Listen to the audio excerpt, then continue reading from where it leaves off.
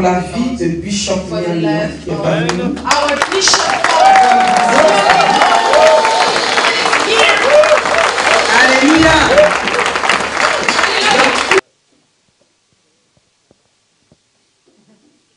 Bien-aimé, je veux que tu entres dans la parole avec moi. Parce que je vais vous envoyer dans des profondeurs que nul ne vous a jamais parlé. Frère, je vous dis la vérité. Quand Myalian prêche là, c'est des pièces uniques. Oui. Si tu as entendu ça ailleurs, c'est que quelqu'un m'a entendu prêcher. C'est pas possible. C'est impossible. Ah, ce soir, il veut vous prêcher un thème. Juste pour prendre votre état de santé spirituelle.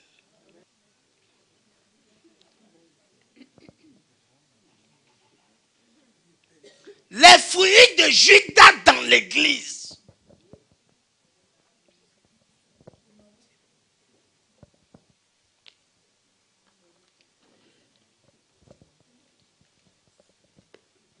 Est-ce que vous savez que Judas est mort?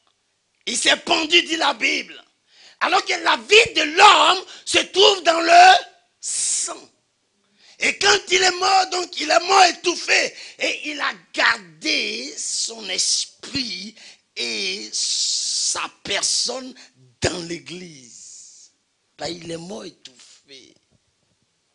Le sang n'a pas coulé. C'est le sang qui sort, qui sauve, pas ce qui reste.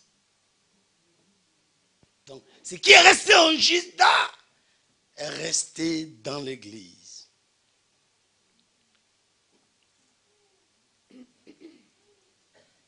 Judas Iscariote, l'homme le plus détesté de toute l'humanité, rejeté sans merci par les enfants de Dieu, se trouve encore aujourd'hui dans l'église.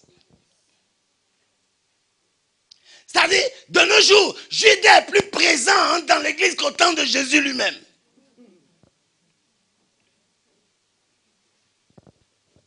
Quand vous demandez à un chrétien qui est Judas Iscariote, et comment peut-il porter encore des fruits dans l'église aujourd'hui? Oh, il vous dira, oh, moi je sais que Judas, c'est celui qui a trahi Jésus, c'est tout ce que tu sais de lui. Mais tu vas voir que c'est l'homme, c'est-à-dire son esprit est tellement dans l'église qu'on ne t'a jamais parlé de ça. Et tu ne sais pas pourquoi le royaume de Dieu n'évolue pas. Les chrétiens ne savent même pas pourquoi le royaume de Dieu ne peut pas évoluer. Ils ne savent pas pourquoi ils sont fermés de partout. Ils prient, ils jeûnent, ils font tout ce qu'on leur dit de faire. Mais ils sont condamnés à échouer. Ils ne comprennent pas. C'est l'esprit de Judas. C'est dans l'église. Il est mort, mais son esprit est resté. Vous ne voyez pas des enfants, ou même nous, les parents sont morts, mais on a leurs habitudes. Il parle comme son père. Pourtant, il n'est pas là. Son père n'habite pas en lui. Mais il dit, mais il a le même verbe. Il pense, il agit, il fait tout comme son papa. Oh, ce matin, tous ceux qui sont les fils de Judas en seront libérés. Frère, Judas, ses enfants à l'église. Mais ils confessent Jésus, ils parlent en langue. Ils font tout, mais ils ne savent pas eux-mêmes. Aujourd'hui, c'est un jour de libération. C'est un jour de délivrance. C'est un jour où tu vas passer des ténèbres à la lumière de la puissance de Satan en Dieu. C'est un jour où quelque chose se passera dans ta vie.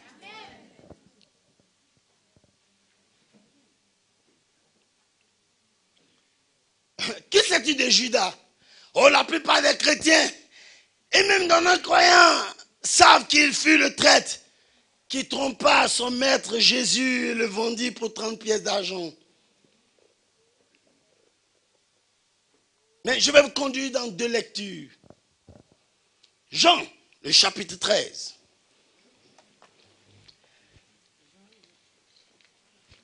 Jean, le chapitre 13, le verset 21 à 27. Et après, nous allons revenir dans Jean, chapitre 6, le verset 70. Jean 13, le verset 21 à 27. Moi, je ne suis pas trop nouveau testamentaire. Mais plus tard, il va vous dire pourquoi et comment Dieu m'a révélé ce message. Jean chapitre 13. Si vous avez trouvé à partir du verset 21 à 27, je fais la lecture.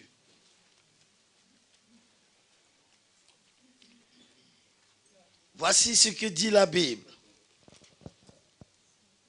Jean chapitre 13, 21 à 27, je lis. Ayant ainsi parlé, Jésus fut troublé en son esprit. Et il dit expressement, en vérité, je vous le dis, l'un de vous me livrera. C'est-à-dire, il y a un sorcier ici. L'un de vous me livrera. Les disciples se regardaient les uns les autres, ne sachant de qui il parlait. Un des disciples, celui que Jésus aimait, était penché sur le sein de Jésus. Simon-Pierre lui dit, fit signe du moins de demander qui était celui dont parlait Jésus. Et ce disciple, s'étant penché sur la poitrine de Jésus, lui dit, Seigneur, qui est-ce? Verset 26. Jésus répondit, c'est celui à qui je donnerai le morceau trempé. Et ayant trempé le morceau, il le donna à Judas, fils de Simon l'Iscariote. Dès que le morceau fut donné, Satan entra dans Judas. Jésus lui dit, ce que tu fais, fais-le promptement.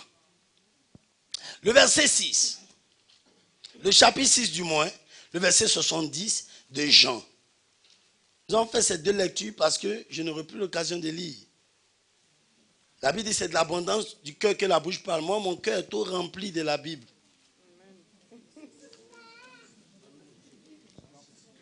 Jean chapitre 6, verset 70, il a dit, Jésus leur répondit, n'est-ce pas moi qui vous ai choisi, vous, les 12, et l'un de vous est un démon. On n'a pas dit les possédés. Jésus ne dit pas qu'il est oppressé. Jésus dit tout son entier même est un démon. Toute sa personne, c'est un démon. C'est-à-dire, je disais un jour à quelqu'un, un serviteur de Dieu, il dit, frère, il faut beaucoup prier. Jésus a tellement prié toute la nuit que la Bible nous dit qu'il a choisi ses apôtres après une grande nuit de prière et il s'est trompé pour choisir un démon. Si toi tu ne pries pas, tu as choisi plein de démons pour envoyer dans l'église. Pour former ton conseil d'église, tout ça, tu prends les démons. Le Fils de Dieu a tellement prié qu'il a pris au moins un démon. Et toi?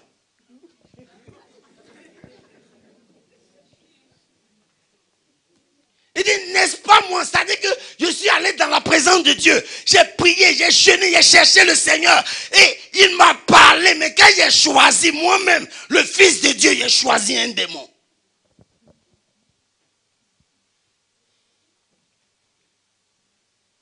N'est-ce pas Jésus qui vous a envoyé au salut, qui est mort à la croix, qui a versé son sang pour vous et qui vous a réunis ici ce soir? Mais la Bible dit parmi vous, il y a des démons. Il y a des fils de Judas.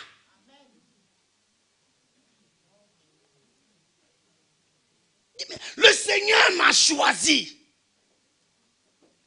Mais alors que je suis un démon. Il dit, n'est-ce pas moi? Le Fils du Dieu éternel, celui qui connaît toutes choses, celui qui peut toutes choses, celui qui ne peut pas échouer dans son choix. Mais quand il allait prendre, il a pris un démon. Ah, je prie ce soir que tu ne sois pas ce démon-là.